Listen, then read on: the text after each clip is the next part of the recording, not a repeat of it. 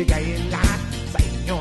Kayo ang nagbabayad, di ba't ganyan? Kami ay hindi under na pag-uusapan